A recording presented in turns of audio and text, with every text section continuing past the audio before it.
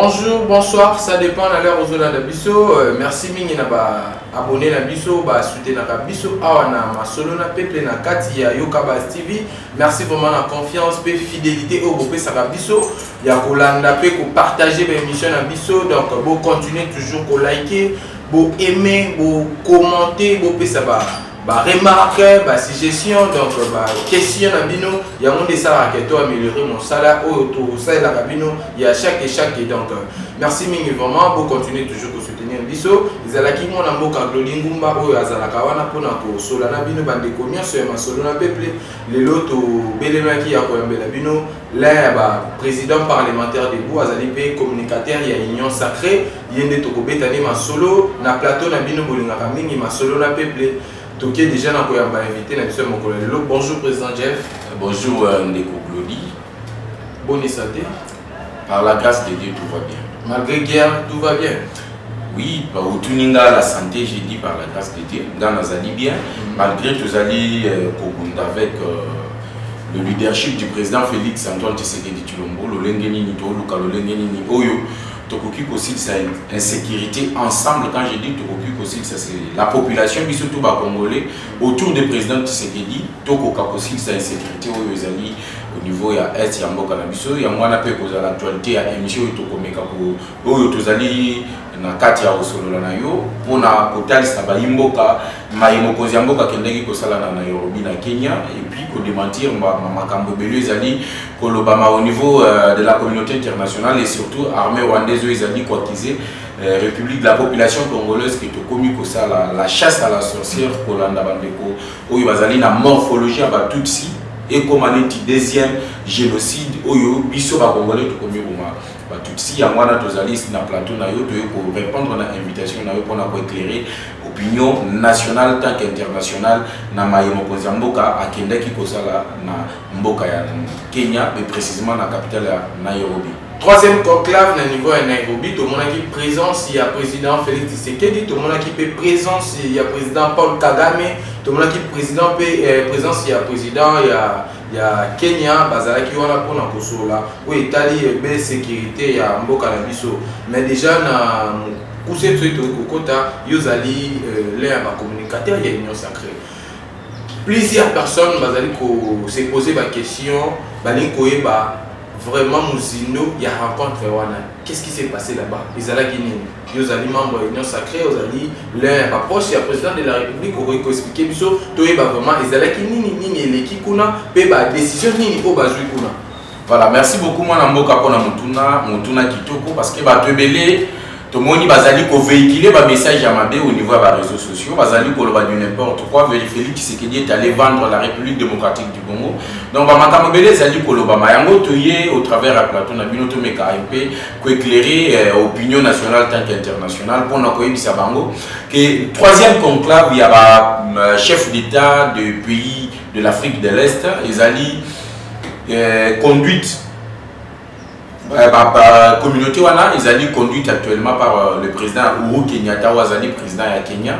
Alors tant ba monu les urgences il y a M23 ndenge bazali ko attaquer la population civile kala mingi tia wa Mungu taki kolanda ki ba bombe koyaki na ba école ba na ba kufaki la population bazali ko se déplacer. Donc la République démocratique du Congo devient un pays qui a de déplacés internes ba déplacés internes bazali. Alors le président Kenyatta en tant que le président de la communauté des pays de l'Afrique de l'Est a bénisaki troisième conclave d'une urgence pour constatuer sur Maïmazali Kosalema à l'est de la République démocratique du Congo. Parce que tout Bayebi, qui avait déjà une idée à constituer une force régionale, parce que l'insécurité au Izali Kosalema à l'est de la République démocratique du Congo, ça ne concerne pas seulement la RDC, mais ça concerne toute la sous-région de pays de l'Afrique de l'Est. Il y a une insécurité, tous les chefs d'État et l'autre menace pour la sous-région. Ndenge zali na est la République démocratique du Congo et koki kokota na Uganda et koki kokota na Burundi et koki kokota na Tanzanie et Koki Kokota na Kenya et Koki Kokota également na Rwanda. Voilà pourquoi bakutana ki pona ko sala oyo tobengi la force régionale. Donc force militaire mais oyo ezali régionale. Force wana ekozala composée na ba soldats, il y a tous les pays membres, il y a Afrique de l'Est. Il y a Mbokendaki, Mukolo ya Lobi, pour la Kosolola, la manière qu'on identifie premièrement la menace. Le Lengenini, il va coacher par mode opératoire, il y a force régionale, le Lengenini est opérationnel sur terrain. Et qu'est-ce qu'ils vont poursuivre? Pour poursuivre Banane. Rebelle Nini, Bakozala territoire Nini, mode opératoire, il y a rebelle Wana, Ezali le Lengenini. Et qu'est-ce qu'il faut faire pour les traquer? C'est un peu ça, Maïbakeneki Kosolola, pour na Kosilisa, Oyo, chef d'état-major, il y a 7 pays voisins, Salaki déjà. Le bandaki na Goma et Silaki dimanche au niveau de Nairobi. Mais à ce qui concerne Makambo Bazali Kolobake, Félix Tshisekedi a accueilli côté Kamoka, Félix Tshisekedi a accueilli ko signé ou soit ko sololana Paul Kagame pour que les troupes rwandaises bakota lisusu na mboka na biso ezali lokuta monene. Félix Tshisekedi s'est opposé à ce que le chef d'état-major avait compris à partir il y a Goma et aussi au niveau il y a Nairobi plutôt dimanche au Rwandimaki que basangisa basoda rwandais, basoda ougandais, basoda burundais, basoda Kenya, basoda Tanzanie, basoda ya Sud Soudan. Félix Tshisekedi a été clair au niveau de Nairobi na conclave ya président a yebisi Uhuru Kenyatta au azali président ya communauté wana yebisi bango. Tous les pays peuvent envoyer leurs soldats au niveau, il y a force régionale, sauf le Rwanda. Sauf le Rwanda. Oui, Félix Tshisekedi était clair. Alors, les soldats rwandais qui ont intégré groupe force régionale rwandais parce que le Rwanda fait partie du problème de l'insécurité qui se vit à l'est de la République démocratique du Congo. Parce que Félix Tshisekedi, l'opinion nationale tant qu'internationale, Sanité que Félix Tshisekedi avait pointé du doigt directement le Rwanda et principalement Paul Kagame d'avoir mis un système sur pied de semer l'insécurité au niveau de l'Est Nabiso pour vu que Bango va continuer à exploiter les ressources minérales Nabiso d'une façon illégale. Yango Moni, lobby Félix a été clair. Avant de signer l'accord qui a été signé entre les chefs d'État, Tshisekedi a dit si na force spéciale régionale wana basoda rwandais bakokota force wana ekokota na République démocratique du Congo. On était prêt, Félix Tshisekedi était prêt, il y a kokende avec l'armée nabiso le FARDC kokende kobundisa ba M23 na ba groupe terroriste mususu que d'admettre que basoda rwandais bakota na force régionale wana yangonde ezalaki masolo oyo bakonzi mboka bakendeki kosolola au niveau de Nairobi, mais tout le monde bayimboka oyo bayebi musala te ndenge salemaka bandeko tolongola ki congolais ngana benga kango ki congolais la spéculation. Lorsque le président de la République participe à un conclave, il y a un président. À la fin des conclaves, il y a des accords. Bolokani oyo bayokani. Oyo utotali sa awa au travers il y a plateau nabino que Félix Tshisekedi bayokani que force spéciale est au niveau de Sambo Kanabiso, Bameka pour traquer un groupe rebelle na terroriste.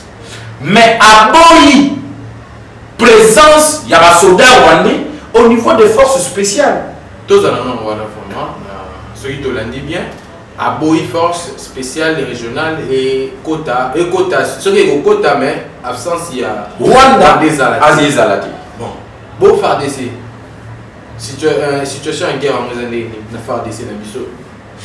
Nos voyants soldats Bazali à ce moment-ci, Nazali Kopé Sabato, Nazali pour encourager.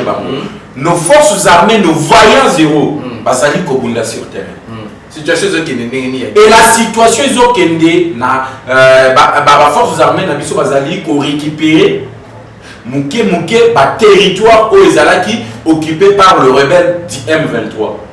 C'est connu de tous, le loco Toumaya Kobete Lango Lisolo, parce que c'est connu de tous. Aujourd'hui, Bounagana, on n'en parle pas. Bounagana est entre les mains de qui? entre les mains de nos forces armées. C'est vrai. La grande. Quand tu as vraiment caméra, le bon opinion nationale, au baso langa, yo ba pesa ko confiance, au ba lenga mingo yo kama loba, oh loba kaya maloba kitoko. Zala vraiment sincère, ya ko loba so maloba, oh ya kitoko. Ke ba tunyo so ba retenir quelque chose. Bunanga les a entre les mains de qui? La grande partie ya Bunanga na ezali na maboko a FARDC. Et comme preuve mukolo lobby, le gouverneur militaire a suspendre import-export na Bunagana. À l'objet, il n'y a pas d'entrée, il n'y a pas de sortie. À ce qui concerne la vente de marchandises. Si on place au lobby, vous allez na contrôle na moté, import-export. Il y a des intox, il y a des réseaux sociaux, au bazali koluba, que le Bunagana est allé entre les mains, il y a des rebelles M23. C'est faux. C'est faux. On a suivi comment nos forces armées Bakoti na Bunagana, on a récupéré Bunagana, mais il est sûr et certain qu'il faut dire qu'il y a une partie, il y a Bunagana, jusque là dans ma boca, rebelle ou bien terroriste à M23. Ça c'est ce qui est sûr. Mais la grande partie, ils ont déjà dans ma boca, il y a FARDC na biso. Ceux qui ont été na Tchanzu, Runyoni, na Ruchuru, nos forces armées bazali kobundisa. Batouana bazali occuper notre territoire d'une manière illégale avec l'appui du Rwanda. Bameka kobun, bazo mekate mais bazo bunda de tous les moyens, de toutes leurs forces, il y a qu'on récupérer bisika oyo batouana bayaki ko occuper d'une façon illégale. Il y a mon monaki batouana bazali na appui ya Rwanda. Ils ont les tenues militaires rwandaises. Nyoso bazali ko utiliser ezala ba canon wana. D'ailleurs, je tiens à informer la communauté nationale tant qu'internationale que l'arsenal militaire, terroriste, basali ko utiliser, terroriste, il y a M23 sous-traité par le Rwanda, arsenal militaire Rwanda, ezali ba minduki, oyo ba américain, l'Union européenne, ba pesaki na Ukraine. Pour que l'Ukraine est ça la face na Russie. Mais on a vu que le même matériel militaire ezali utilisé par le rebelle d'IM23 au niveau il y a la République démocratique du Congo. Le Lendeni Mindu qui wana ba pesa ki yango na Ukraine et yé ko se retrouver à l'est de la République démocratique du Congo. Et non pas na armée loyaliste de la République démocratique du Congo, mais plutôt na maboko il y a ba terroriste, il y a M23. Ça veut dire qu'il y a une complicité. À part le Rwanda, il y a d'autres pays de l'Occident qui soutiennent le Rwanda na buzoba oyo bazali kosala na kati ya République démocratique du Congo. Si ko soki to meki un peu kozonga na makambo ezali salimaki na Nairobi. Oyebi une fois que tu attaques ba M23, forces armées na biso ebundisaka bango ba kimela kawapi na ba pays voisins. Alors, il faut qu'on associe ba pays voisins. Ba force na bango ba force armée na bango ezala impliqué na bitumbo biso tozali kosala peut-être on meka un peu kosilisa yango parce que ce n'est pas tout seulement le Rwanda mais bino bozopo ya déjà bozolo ba ke l'armée rwandaise azala te parmi ba force régionale o ba ko kota pona ko aider FARDC mais ce que ceux qui les loba rebelles wana ba poto ebi biso nyonso ke passé déjà toujours vers Rwanda. Le problème ici, notre ennemi s'appelle le Rwanda. Le gouvernement congolais, au travers de son porte-parole, Patrick Mouyaya, qui est en Belgique à ce moment, dont je salue, il a pris langue, il a pris parole plutôt pour accompagner sa compte rendu, il y a un conseil de ministres. Compte rendu, il y a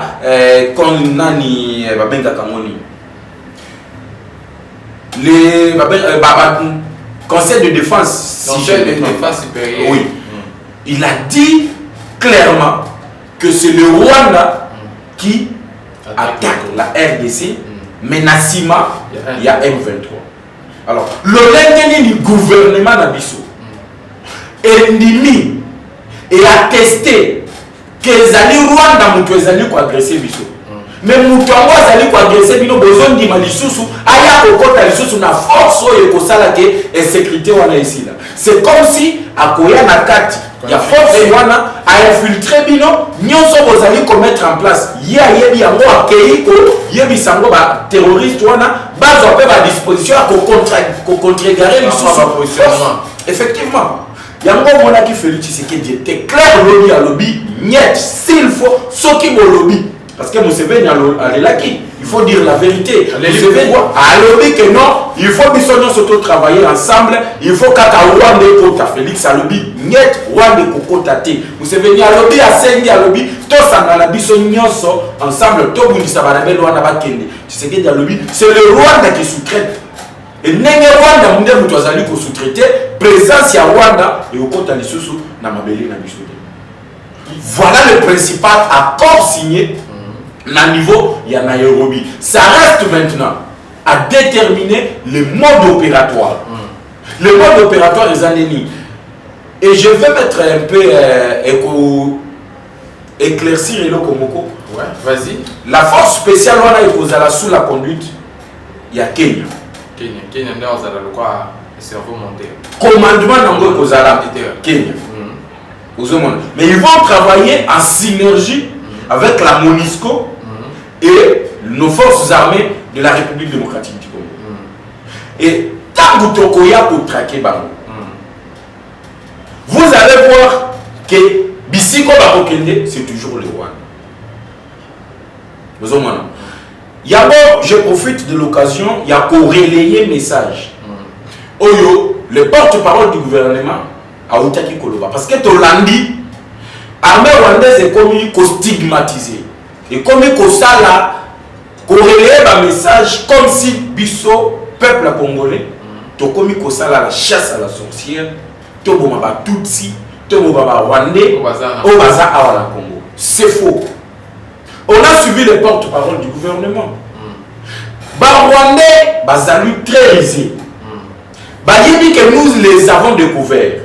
Que nous sommes déterminés, il y a Kosila Nanabango. Tant que Kosila Nanabango, ce n'est pas Kosila Nana peuple rwandais, mais Kosila Nana système instauré par certaines autorités qui dirigent le Rwanda aujourd'hui. Leur système instauré, c'est un système d'agresser la République démocratique du Congo pour faire vivre leur pays qui est le Rwanda. Mais entre nous, la population congolaise, nous, le peuple congolais et le peuple rwandais, nous sommes condamnés à vivre éternellement comme deux peuples voisins. Alors, tout ça, le problème, c'est que le Rwandais qui est ici au Congo, il est libre de vivre au Congo. Tout comme le Congolais qui est au Rwanda est libre de vivre au Rwanda. C'est ce que le porte-parole du gouvernement a dit. Mais Tolingite, Batuba bimisela biso, ba message ya mabe ya koloba ke non, biso ba Congolais tozali ko traquer ba Tutsi, ils ont le kuta. Et comme preuve ici à Kinshasa, les Rwandais sont là, ils travaillent. Baza inquiété. Rwanda a utilisé le message de non, et surtout le parti présidentiel, le lobby, c'est au niveau de l'IDPS, c'est faux et archi faux. Je mets quiconque à défi. Message moko, il y a Augustin Kabouya, qui est traqué, rebelle et la seule personne habilitée à engager l'IDPS, c'est Augustin Kabouya. Atikala ko sala message Rwanda. Mais bazali ko utiliser ba image moko à lokuta pour na non, Luka Rwandais, Toyebinda Rwandais, ce qui n'est pas correct avec nous. Le porte-parole du gouvernement, il l'a dit sous le leadership du président Félix Antoine Tshisekedi Tshilombo que le problème na biso ezali na système, na politique ya Rwanda et non contre le peuple rwandais. Les Rwandais sont libres de vivre au Congo Kinshasa et les Congolais sont libres également de vivre au niveau de la République serbe ya Rwanda. C'était un peu ça. Ba point où na linga kinacha na ba i tozali ko bunda poete to comme safar dc mapinga na biso et comme à niveau ya ko défendre l'intégrité ya territoire na biso. Tous ceux qui parlent aujourd'hui, les Pengue, les autres, on a fait appel. Tout ça peut vraiment na kati malobate na silisa dans une minute ça et puis on a fait appel na recrutement au niveau de l'armée. C'est ça la seule façon où aussi sa insécurité. Est-ce que les Congolais peuvent répondre? Mais les jeunes répondent. Ils répondent favorablement. Et surtout nous les jeunes de l'UDPS. On s'enrôle massivement au niveau de l'armée. Tant que les Koye pour le Lengenini, Yakobunda.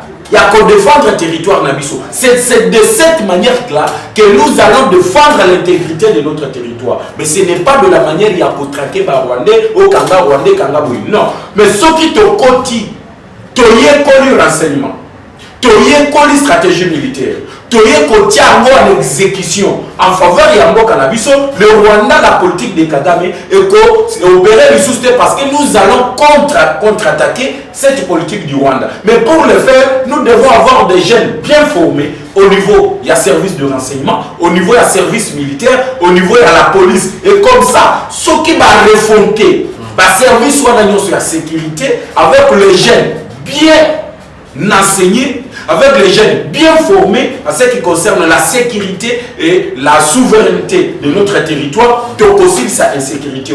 Mais tu aussi sa insécurité, na contre-attaque à Rwandais. Ceux qui ont moutoyé le discours, il est l'ennemi de la population congolaise. Il est l'ennemi de la paix. Nous allons prêcher à ce moment-ci, nous allons relayer le même message. Le porte-parole du gouvernement, sous le leadership de Félix Tshisekedi, a dit que le gouvernement n'a tout ça n'a pas ça kimia, le lien à cause de sa insécurité. Ou soit il y a qu'à protéger le territoire Nabiso, ils allaient à traquer Rwandais pour Aza Awate, mais ils allaient à s'enrôler dans l'armée, pour la stratégie militaire, pour défendre le territoire Nabiso contre le terroriste du M23 sous-traité par la République serbe du Rwanda. Vraiment, les Alaki, mon amour, président Jeff Wazali, communicateur et Union Sacrée, il y a des précision concernant la question autozo Tunaye. Donc, nous sommes toujours dans l'émission de Bisso Bolingara Mingi, Masolo na Peuple. Président Jeff, tout le monde qui mon amour, après c'est Penglé, Wazali, cadre la Mouka. Là, ça rappelle ma déclaration. Selon Presse Penglé, cadre de la Mouka, c'est la haute trahison. C'est la haute trahison. Alors, au fait, c'est qu'il y a ça au niveau de Nairobi, c'est la haute trahison. Tu peux beaucoup de Peter Tchani, journaliste, alors Bunanga n'a tombé Uchuru, menacé, aucun mot du chef de l'État, et aucun mot du chef de l'État, on est où là? À quel jeu on joue? C'est impitoyable, invité. Par rapport à la déclaration, après c'est Penglé, par rapport à l'OEP, Peter Tchani à lobby, Uchuru les a menacés, Bunanga les a tombés. Chef de l'État, il est mon côté. Donc, il a évité de jouer quel jeu. Il a évité l'action de droit de réponse réservé dans la déclaration. Merci. Je vais commencer par Prince Penglé. Je me demande qu'est-ce qu'il entend par la haute trahison. Dans mon tour, il y a haute trahison. Au moment où il y a mon chef de l'État, Zalakina, mon RDC, à mon épée, Tchama Mokolo, ton papier, où il y a une précision à noter par rapport à Yawanandi Yango, Azo, le Baba déclaration. Au moins, avoir des politiciens comme le Prince Penglé, donc mon dos coexistait du système. J'informe à Prince Penglé, la Russie et l'Ukraine, Bazana Bitumba, n'est-ce pas? Bien sûr. Mais par contre, il y a le Conseil de sécurité des Nations Unies de Guinée. Au niveau, il y a le Conseil des Nations Unies de Guinée. Mais ce sont des pays en guerre. Mais pour la recherche de la paix, tant que tu as un sur le terrain, nos voyants zéro, nos voyants soldats bazana Katia Kobunda na Ruchu, na Runyoni, na Tianzu, na Bunagana, pour défendre le territoire na biso. Mais cela n'exclut pas que d'autre côté, on avance par la voie diplomatique. Même la Russie le fait avec l'Ukraine. Tant que le président Zelensky, ukrainien, a Kosololana Poutine, c'est aussi de la haute trahison. Non, c'est juste pour trouver une piste de solution. On doit trouver, malgré Tozo Bunda, Namindou qui est sur le terrain, mais on doit dialoguer pour trouver aussi la paix par la voie diplomatique. Mais ce qui fait Tshisekedi à Saliango. Et d'ailleurs, je viens d'éclaircir l'opinion nationale et internationale que Tshisekedi est contre la présence des soldats rwandais sur les sols congolais. Mais de quelle trahison Prince Penglé est en train de parler dans son tweet? Vous voyez, nous avons des opposants qui aujourd'hui, au lieu de voir et le Koyo Ezali avantage à Batunyoso, bango bazali comment on a intérêt na bango. Pour eux, au lieu de se souder ensemble, tous à la bomoko to kende kobulisa ennemi. Faisons front commun. Yé a commis sikoyo koluka lolenge nini ya ko déstabiliser nos forces armées. Par des déclarations, il y a Kolobakeno Félix Tshisekedi a fait une haute trahison. Or, la haute trahison, selon lui, c'est défini comment? La Constitution définit la haute trahison. Mais dans le lendemain, le prince Pengazali Kolobela Yangote, Félix Tshisekedi a accueilli Kosololana, Ndegonaye, président, il y a un pays voisin, il y a un pays de l'Afrique de l'Est, ça la force spéciale. Et comme Tshisekedi avait indexé le Rwanda comme étant celui qui sous-traite le M23, alors lui, présence à M23 et Kozalate. Et ça a été signé, accord Izalaki Lobby, c'est publié partout. Accord Rwanda Nenge va signer Kiango. Je ne vois pas de la haute trahison au prince Penge, Azali Kolobela Awa. Mais en ce qui concerne Ndeko Peter Tchani, Tchani, nous connaissons celui qui le finance. Nous connaissons Mbongo Tchani Aliaka. Mais tout na Tchani. À ce qui concerne l'agression, il y a Bunagana, Nabuturu, territoire Moussous. Mais demande-lui, son mentor, le prochain président de la République, Moïse Katumbi, depuis que cette guerre a commencé, Katumbi a dit quoi? Si c'est de respecter sa belle famille à Massinaï, famille à Massinaï, il faut agresser Bissot. Il a préféré ne pas avoir de problème avec sa belle famille. Il s'est tué. Et cela prouve à suffisance aujourd'hui que Katumbi n'est pas congolais. Tout leader politique a condamné l'agression du Rwanda, sauf Katumbi. Pourquoi? Mais je viens de le dire. C'est parce qu'il n'est pas congolais. Pas congolais va koufa. Pas congolais va violer bango. Va minérer na biso. Et taliété. Mais c'est ce que je viens de dire, non? Tout Congolais, Azala na opposition, Azala na pouvoir, présenter position na bango, pesi ba position na bango, Tilukwebo na parlementaire na yetu, outi osala déclaration, condamner agression ya Rwanda. Une agression, il y a Rwanda, Bazali, à chaque fois qu'on sous-traitait M23, Bazali Kokota sur notre territoire. Vous avez suivi Martin Fayoulou, condamner le Rwanda, vous avez suivi Adolphe Muzito, faire la même chose. Vous avez suivi dernièrement Mata Kamponyo, faire la même chose. Na disciple Yakatumbi, Jacques Ndala, Oya Bimana prison, Yebe assez rallié, si ma femme décès, a condamné l'agression et Mboka Nabiso par le Rwanda. Mais Katumbi, c'est la seule personne, lui est Kabila. Katumbi est Kabila. Le deux, oui. Les Katangais fabriqués, ce sont les deux leaders d'opinion, ce sont les deux politiciens qui n'ont jamais condamné publiquement l'agression de Rwanda. Pour quelle raison, juste? Mais c'est clair, ils ne sont pas congolais. Mais je Kabila qui est président en Mboka. Mais on sait. Comment il est président? On sait. Comme on était au moment où il est président pendant 18 ans. Nous n'avons pas eu une émission sur ça. Mais une parenthèse. Tu vois comment ça a été Bangonde bakotisa Kabila na famille Kabila. Bangonde bapesa Kabila komba Kabila. Jeff Kabila. Alors si les Congolais, muto aza Congolais, bakotisa na famille à Laurent Désiré Kabila ndengeni. Baopesa ye komba Kabila ndengeni. Baopesa ye identité ya Bakatangi ndengeni. Donc adopta bango. Ça c'est Kyungwa Kumaza. Dès Kyungwa Soto l'a dit malobane bien. Donc ça va enfant adoptif. Effectivement. Selon Kyungwa Kumaza. Selon Kyungwa Kumaza. Ce n'est pas une émission Oyo, Nakoya, Kobeta, Makamba, Kabila, la nationalité de Kabila est connue. Mais j'ai ouvert juste une parenthèse pour dire qu'ils ne sont pas des Congolais.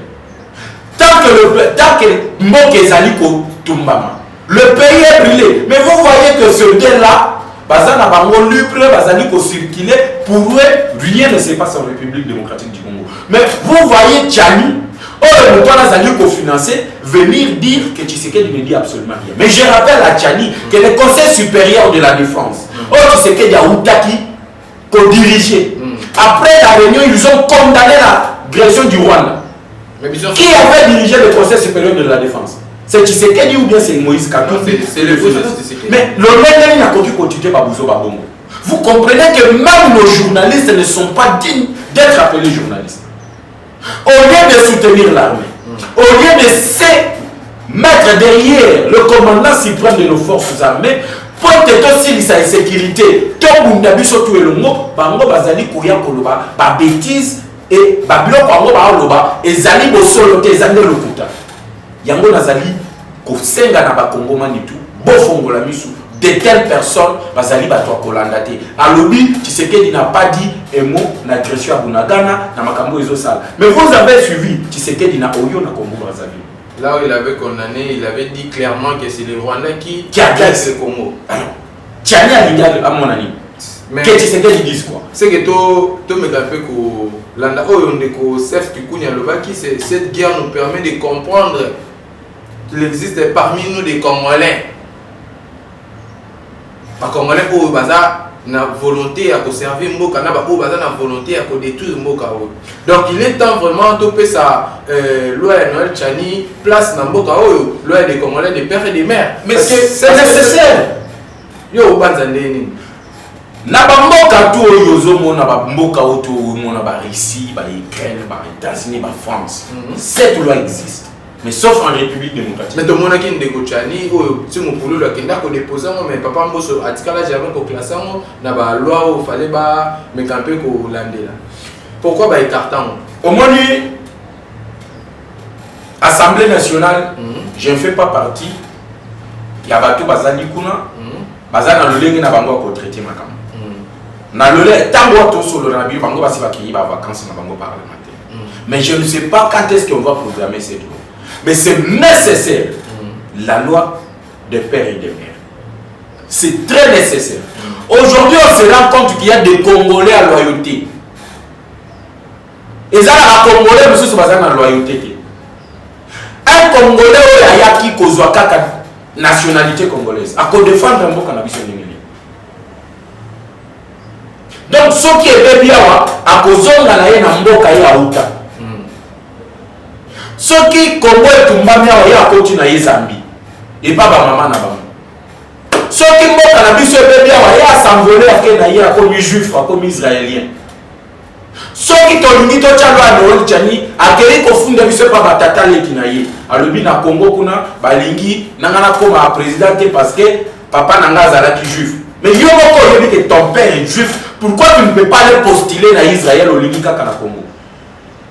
Et aujourd'hui lorsque le Congo est agressé, dites-moi un pays de Congo-Lodi. Na bandeko bazolanda biso en ce moment. Yo ozana le président de la République. Le Congo est agressé, tu ne fais aucune déclaration. Tu ne condamnes aucun acte de condamnation. Mais nous connaissons comme président de la République. Au Katumbi Lelo a commis président de la RDC. Et que Guerre est bandit dans l'Est. Voilà. Pour comprendre, on a continuité. Les lois de la hommes politiques. Déclaration à pas ma condamné à condamner. Mais nous connaissons à cause de la Mokozambok. Et que la Zambie agresse la RDC. Et cause de la Ndengeni. Voilà, on est qui membre de l'Union Sacrée, on est communicateur de l'Union Sacrée, il y a des gens qui solo na plateau, na bino bolingaka mingi ma solo na peuple président chef, membre de la député national, la député à IDPS, ça c'est une déclaration pour la Kolobake. Pour la guerre aussi là entre Bisson M23 et Sengeliba Kama Joseph Kabila. Est-ce que j'ai Kabila Ndaza fournisseur, il y a M23? Est-ce que j'ai Kabila Ndaza commanditaire, il y a M23? Ici, on doit enlever les émotions. Personnellement, je suis Naza Moutou Azali contre Joseph Kabila. Tout ce que nous vivons aujourd'hui, c'est Joseph Kabila.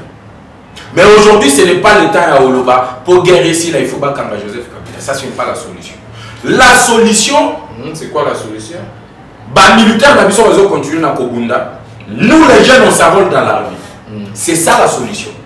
Et l'une des solutions qu'il faut aussi que le président de la République impose, c'est moi, à tout associé sa 6e des humanités, à une année de formation militaire obligatoire. Et cela va nous donner l'amour de ces pays. On doit prêcher par le patriotisme. Bon, il faut qu'on cannabis. Au moins, ce qui va tout associé sa 6e, à une année de formation militaire. Si on babiso bilenge to sarola massivement na armée on allait défendre la République démocratique du Congo. Aujourd'hui, Batouazali va comprendre que Oyo Kalelo, faire de ça, foncer, Batouana Bakimi Bakoti Rwanda. Mais l'homme qu'on a besoin de sous. Pourquoi besoin? Parce que nous n'avons pas un effectif. Effectivement, tous les gens la force armée, la mission Batouazan et Beleti, les militaires Bazan et Beleti. Parce que ceux qui t'ont foncé, tu as attaqué les petits, Bonaga Nawana, tu as récupéré un mot, tu tiki ma pinga na bisowana. Moi, je on a besoin d'aller sous parce que nous occupons, il y a nos éléments là-bas. Mais tant que tu es dans le village, tu es dans le territoire, tu es ici, tu récupères le territoire. Et après une semaine, 2 semaines, les soldats vont dans le village, territoire de Tikalivi. Mais c'est ça. On n'a pas les effectifs.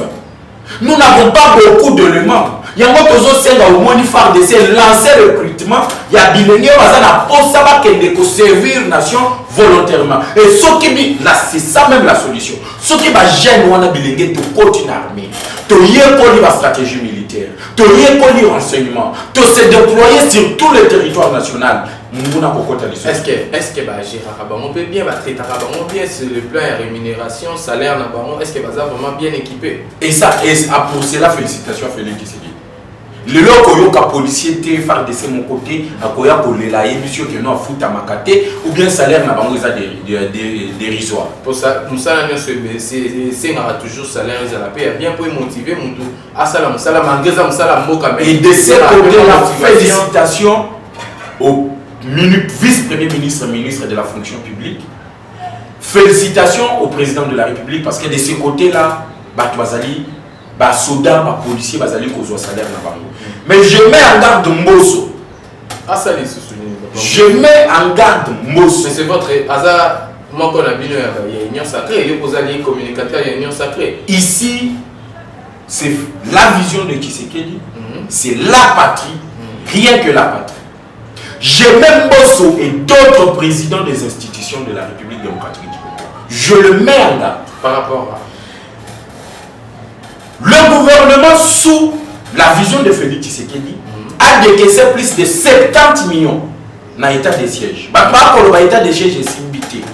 70 millions de dollars. 70 millions de dollars. Ça va être qu'on a vu sur la zone est. Basombe la bango Myanduki. Basombe ma drone militaire. 70 millions ont été décaissés.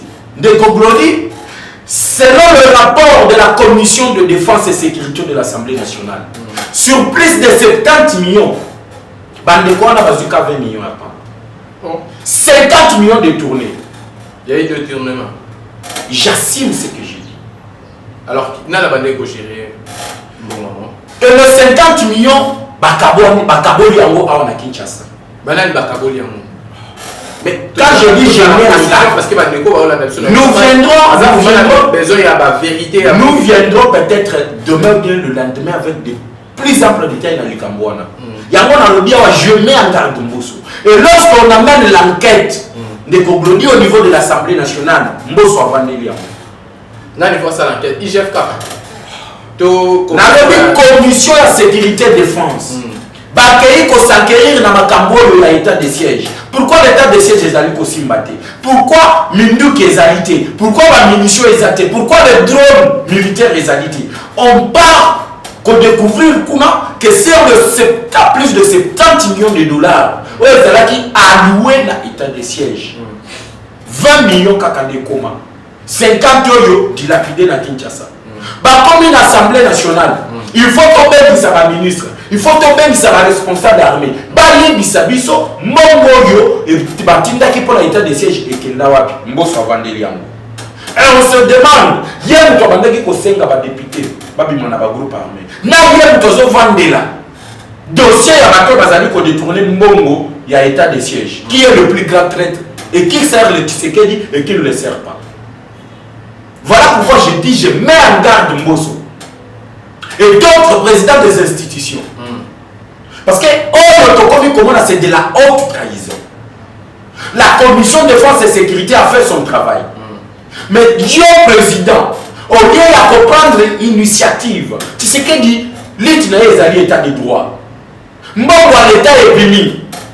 balobi ke 20 millions kaka mutu ekomi 50 millions bamoni yango te bayebi bisika eza te yo en tant que président de l'Assemblée nationale mutu il faut pesa sa vision Tshisekedi au niveau de l'Assemblée nationale les contrôles parlementaires ça va contrôle parlementaire toyeba 50 millions ekenda wa parce que bato bazali ko critiquer Tshisekedi lelo par décision azali kozwa résultat ezali te entre autres makambolo ya état de siège mais mboso avandeli bo wana ti bakei vacances parlementaires awa tokozela bango ti na 9e mois bolandela bozwa ba précision boya nango ce qui s'agit de traduire bato wana oyo bazwi mbongo ya mboka oyo eza appelé mpona ko renforcer armée na biso justice atia bango maboko bakanga bango bakende répondre na bacrime na bango yango tolobi mboso totie yo en garde.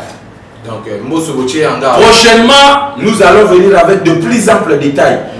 Tozana posa bato bazana bolingwa mboka koloba na perchoir wana ke ba député oui les députés sont complices mais tant vous yo ozo aligner interpellation ya batoyo bazali supposer que détourner 50 millions ya dollars alloués à l'état de siège toi aussi tu es traître.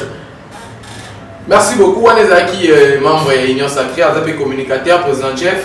Président Jeff, tout qui est dans le panzi à cour constitutionnel, tout le monde qui vraiment les lots dans le panzi à cour constitutionnel, élection et salami au bango ba salaka vote na bango ba take ba président en cours, tout le monde va bimisi président en cours ou a remplacer Dieudonné Kalouba, yé azali peka papa Dieudonné Kamuleta.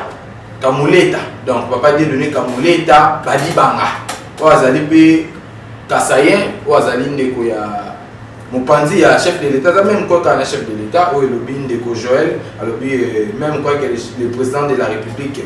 Donc Yoko Banzabon, est-ce qu'il y a pour ça vraiment Moussala Nenge le Mobani, ako bomba vraiment constitution à biso, ako tango samboka vraiment na Nenge Mibeko Yoko Senga. Merci, c'est une bonne chose. On devrait avoir à 1 année et demie des élections, avoir la Cour constitutionnelle au complet. Salaki tirage au sort, Dieudonné Kalouba Bakenda, qui va tout remplacer, qui va Mobayaki. On a fait un débat sur ça, les alaki en violation de la Constitution ou pas. On a dit que ce n'était pas en violation de la Constitution. Mais ceux qui disent que non, le président de la Cour constitutionnelle, le de même quoi que le président de la République, je ne vois pas le mal. Effectivement, je ne vois pas le mal en ce que président, il y a Cour constitutionnel Azala de même tribu na Félix Tshisekedi. Na outi koloba nous devons bannir le tribalisme. On doit mettre l'homme qu'il faut à la place qu'il faut. Bango moko ba juge à cour constitutionnel nde ba sali vote na bango ba sali élection. Makambo a tribu même tribu na mokonzi mboka et yeko sala nini wana. Azali membre ya la Mouka, Joël Boutan Gogan. Mais c'est ce que je vous dis qu'il y a d'autres politiciens aujourd'hui. Oh, bazali na discours parce que Tshisekedi a mettre bango KO. Ba msusu ba komi ko ba non, Tshisekedi a keyi ko luka na conclave esalim. O ake ko solona ba twana potan ba kosil sa bitumba M23 popularité na ye emata po ba po na ye lisusu en 2023. Les gens sans vision, la République démocratique du Congo agressée par le Rwanda depuis 1994. Mais lorsqu'il y a un fils du pays qui s'engage à mettre fin à cette insécurité, Bango bazota la kama pona. Pona Bango, ils ont accession au pouvoir. Yango tolobi, makambo esalemi na cour constitutionnelle, etali Félix Tshisekedi, etali parti politique à mon côté, etali ba juge Bango moko, bato basali vote na Bango, ba tie dévolu na Bango na Dieudonné Kamuleta Badibanga. Et félicitations d'ailleurs au nouveau président de la cour constitutionnelle, Tosengie Asala Oyo Mboka Ezali na Bosenga Ezali réalisation et la mise en place il y a état de droit parce que hier nde muto akozala président il y a conseil supérieur de la magistrature bango nde bakotia aliment na justice ya mboka na biso pour te mibeko ezala respecté et que chacun réponde de ses actes. Chacun répond de ses actes. Donc tu vois les président Jeff. Président qui n'est pas un peu dans le panzi na bino moko na kati ya IDPS yozali président parlementaire debout. Tout le monde a qui déjà depuis hier information circulée qui que moko ya ndeko na bino président Gilles azalaki arrêté na niveau ya ANER. Tu veux dire qu'est-ce qui se passe yozali voilà collègue na yo cher collègue pour que ba vraiment information ou me camper pour expliquer na opinion ba se dit réellement zanini pourquoi président Gilles Azalaki a arrêté, pourquoi réseau Zanini a salini, il a fonctionné à Sali, n'a ni pas à Kandisi. Voilà, merci pour la question, je compatis vraiment avec mon collègue Gilles Kaloubi. qui a été interpellé hier. J'ai eu un coup de fil vers 9h pour tout bazaki na ina bandal ba benginga. Ba ibisinga que non ba otio kanga président J après rendre dans parlement. A commis na epa na ina bandalungwa a poti ba Jean Nerwana ebele ba kandier moi désordre linga ke salema oyebi la za muto abatu aza leader d'opinion.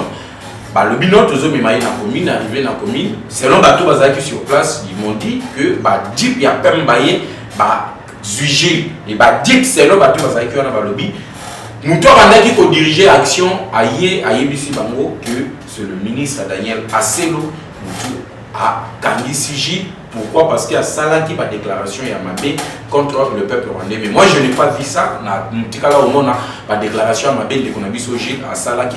Mais ce que je demande ici, je demande l'implication du secrétaire général de l'UDPS Augustin Kabouya. Je demande l'implication notamment il y a le VPM ministre Asselo. On doit relâcher notre frère. Notre travail c'est de dénoncer. Ce qui s'est fait mal, on dénonce. Ce qui s'est fait bien, on encourage et on soutient. Gilles Kaloubi, c'est parmi les combattants qui ont lutté pour l'accession au IDP Sazali, l'élo au pouvoir. C'est grâce à combat, il y a Moko na Moko, il y a des combattants IDP. C'est parmi Batouana, Gilles Kaloubi Azali. Et ce que Gilles Kaloubi est en train de faire, ils allaient à défendre le pouvoir, il y a Félix Antoine Tshisekedi Tshilombo. Nous voulons savoir réellement ce que Gilles Azali a interpellé et que c'est Daniel Asselo, la signaki, arrestation et Gilles Kaloubi. Ils doivent nous informer de griefs oyo bazali ko reprocher na yango ndeko Gilles pour te biso peto meka ko s'organiser tout le cas le lengeni mtukoki ko engager ba avocat ba kende ko lobela ndeko na biso. Nous sommes tous attristés ceux qui ba kangi Gilles lelo lobi ekoki ko zalanga mais musala na biso to ko lembate le lengo tozali ko continuer na ko dénoncer mayezali ko sale malamu te tozali ko continuer to ko lemba pete ba tumoko te ba ko bangisa biso parce que nous sommes les héritiers du Sphinx délimité. Le Sphinx délimité a été arrêté relégué na mboka na ye d'origine na village na ye natal mais atikala kolembalite il a continué à lutter contre la dictature de Mobutu, la dictature de Laurent Désiré Kabila, la dictature de Joseph Kabila jusqu'à ce qu'aujourd'hui nous sommes au pouvoir et personne ne va nous terrifier. Mais nous demandons qu'on nous informe des griefs retenus contre notre cher collègue Gilles Kaloubi qui aujourd'hui on ne sait pas là où il est. Azana alerte au yébité. Azawapi toyebiti. Nous voulons avoir la vraie information. La place où Azali détenu, na ba grief mini, oyo Azali ko reprocher na ngo. C'est un peu le mot que je peux demander. Secrétaire général Augustin Kabouya, tozana posatoye ba Gilles Azawapi pe batangelier pona likamoni. Déjà to osenga pe na réalisateur ameka pe ko balancer les biso image au secrétaire général Augustin Kabouya. Ça qui lobby na niveau il y a permanence, il y a parti à l'obaki na ba parabole. On avait compris que tu éviter les acquis, Gilles, tu as droit à l'objet. Vous communez à Aner, par rapport à Makam, oh yo le baki, you me répondre à l'acte, tout ce qu'on a nous réalisé, soit que vous balancez les bisous, bon, toujours en 4 émissions. Ça, les lois parlementaires debout de l'IDPS, quand il ouvre sa bouche pour parler, c'est catastrophique. Il ne sait même pas ce qu'il dit.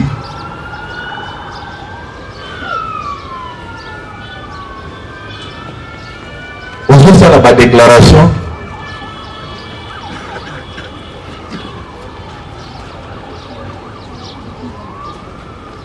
ça la déclaration au yebi conséquence nangote au bengi ba cameraman ba telemi au bandi koloba makam siko ceux qui bazouent ceux qui yaka o témoigner makam wana au commun le bon, vous évitez quand on est rasé le kanga. Bon, il y a aussi une révélation à malam. Mais pour ce banga, ni piloko wana et si la nakati na bino. C'est raison pour laquelle décision au ebimi au santé tété motoyi de pes à Oyoka Yango. Plus question. Il y a côté les magas les sous n'a pas point pour ça la déclaration. Si vous voulez parler de la politique, vous êtes membre d'un parti politique. kende na selile na yo.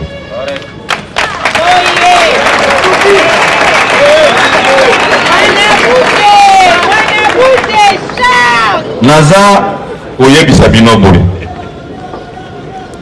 Soki okanisi ke tango ozotelema na kwa balabala pour parler, c'est ça aider le régime, c'est ton problème. Ngayo nazoloba liboso ya bino nyonso ba image eza kotikala nango. Soki olobi ke wana eza biloko ya kabuya, c'est ton problème, ça ne me concerne pas. Lobi ba collaborateur nango na ebisaki bango a convoqué une réunion extraordinaire pour faire le point sur la situation politique et sécuritaire de notre pays. Mais à la dernière minute, j'avais reporté cette réunion-là. J'étais où? Point d'interrogation. Kolata, Bilamba, Pentagone, ceux qui osent en apposer. Voilà, on est Zalaki Maloubaya, secrétaire général Augustin Kabouya, Azali, responsable numéro 1, il y a IDPCN. Je pense que lundi, au CG à lobby. Bon, là où tu Olanda, où mon cousin Nabiso à lobby, il a été clair ce qui je ne sais pas à quoi Augustin Kabouya faisait allusion, mais c'est tout ce que moi je demande à Augustin Kabouya, Gilles Kaloubi, le fils de la maison, moi Nata Soki a Tumbinda, Bachaka Yena Kachanda. Ceux qui va déclaration à Sali Azali Koussala allusion l'arrestation à Gilles, tout le monde a ceux qui a Tumbinda, Bachaka Yena. Tout le monde qui peut Yébé Gilles hier dans le Parlement debout, a qui confirmé que Bato Bamona qui na machette na niveau bandal. Wana Gilles, l'image est ali, Bato Bamona qui na machette na niveau bandal la Parlement debout na il y a sali ko lobake batwana ba yebisi yeji ke ezali CGD atindaki batwana. Bon, ça c'est à Gilles lui-même de confirmer. Je ne suis pas témoin, il y a Makambo et Salimaki parce que je n'étais pas aussi là, je ne peux pas aussi affirmer. Ce qui est Ali Bongo, c'est à lui. Ce qui image des Ali et qu'il a affirmé comme ça, c'est à lui. Il y a pour confirmer que non, c'est G. Kabouya, quant à moi, je sais que Kabouya est respectueux de la loi d'ailleurs à Salaki déclaration pour nous condamner des ordres ezali ko salema ya ko attaquer bande ko na biso peuple rwandais ko bazali awa xénophobie tribalisme à Salaki déclaration pour nous condamner en alors je ne vois pas quelqu'un qui a condamné qui a fait une déclaration qui a signé un communiqué condamnant babilo ko na aya ko tinda biso bato bakende ko sala batra ko na c'est vraiment impossible mais si je l'a dit c'est à lui de confirmer moi je n'ai aucune information concernant Bamakambo. Voilà, mais par rapport à Ndenge rassemblement, na bino bosala kana parlement debout et ils allaient le souster ce qu'on a besoin rassemblement qui est dans la cellule. Yo banza boni. Le phénomène parlement debout c'est un phénomène que Papa Etienne Tshisekedi nous a laissé. Et personne ne peut interdire le parlement debout. Personne. Papa Etienne Moutoua tika parlement debout. Et tant Papa Etienne a créé un parlement debout, la cellule peut zalaki. Mais le Parlement debout, c'est là où nous véhiculons le message du lundi au samedi. Le CELI les a la dimanche. Mais le Parlement debout, tu peux ça info ya mboka. Makambo ko mboka ko sala. Oh yokutu président c'est eux qui ont communiqué sur ça. Oh yokutu la RTNC ils ont véhiculé ba réaction ba réalisation mais biso na parlement de tout ça la Congo du lundi au samedi et nous les faisons d'une façon gratuite tout ça la Congo gratuitement ba puta kabiso ke parce que papa était na pesa biso musalawana et personne n'a le droit de supprimer le parlement de vous. Personne n'a le droit de supprimer donc Mogolanda. Oh, Belemi, bah, quand c'est parti de hiérarchie. Non, Augustin Kabouya a l'obité que non, le Parlement de Bouy. Il n'a pas cité dans sa bouche le Parlement de Bouy. Il y a un monde qui a reconnaître. Non. Le Parlement de Bouy. Augustin Kabouya, c'est un parlementaire de Bouy. Ce qui a pas ça au Kanga, Parlement de Bouy, il allait dire clairement Parlement de Bouy. En tant que combat. Il y a tout le monde qui a citation, il y a un niveau, il y a Zando, le président Moussou ba perte ya ranger lelo non lelo yo moko monaki nga moko nazaki na parlement de boum Dieu merci chinois Messi et les autres, ils ont un parlement debout. Donc, écoutez, comme d'habitude, on sert la nation. On n'a pas peur de quelqu'un. Sauf à l'équipe quand le parlement debout, il y a que le parlement debout est salini et kangami. Mais le parlement débouté. Tolandi CG a tangi combat parlement débouté. Et on a beaucoup de CG et l'autre il a l'obité. C'est un peu ça. Voilà, on est avec mon amboka Jeff Badibanga, wazali communicateur ya Union Sacrée, yende to betine masolo na mokolo ya lelo na plateau na bino bolingaka mingi masolo na peuple. Donc ils après émission ils a présenté par na ngamoko mwana mboka Glody Ngumba H4. Donc tous ala toujours wana pona ko pesa bino ba information en temps réel. Président Oumana Tonio 2 minutes to kelena ko aussi c'est l'émission na biso ya mokolo ya lelo. J'aimerais ici féliciter le porte-parole du gouvernement Mouyaya qui est actuellement en Belgique, Moussala Kitoko, au Azali Kosala, vraiment, on avait besoin de telles personnes na Mboka Nabiso. Ce que Moni Moussala, ou Patrick Mouyaya Azali Kosala, mais il a apporté une autre façon de faire les choses au niveau, il y a ministère de la communication et médias. Un porte-parole du gouvernement, s'il y a un problème, le ministère Moko Boye, il invite les ministres, Yomoko ministre, devant les médias, devant la RTNC, la télévision nationale, aux Ali Koloba, na Ozali Koleka, na ministère Nayo. Eux, les Alaki Kosalimate. On a suivi. Tango Komaki na Belgique, il a dit clairement que nous attendons après la esquisse à Belgique na acte au niveau à l'époque coloniale, nous attendons les esquisses du gouvernement belge na oyo bango ba pesaki na liwa ya super héros national na biso Patrice Emery Lumumba.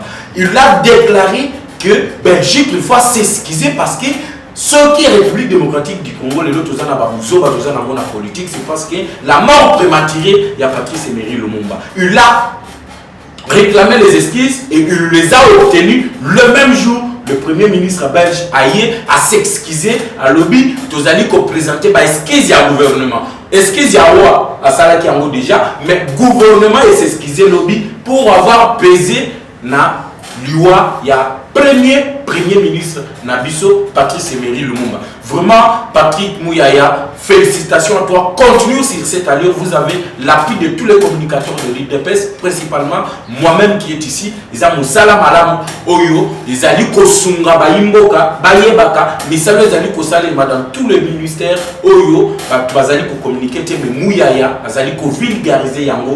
Donc, même de eux, même d'Abanaki Kosala.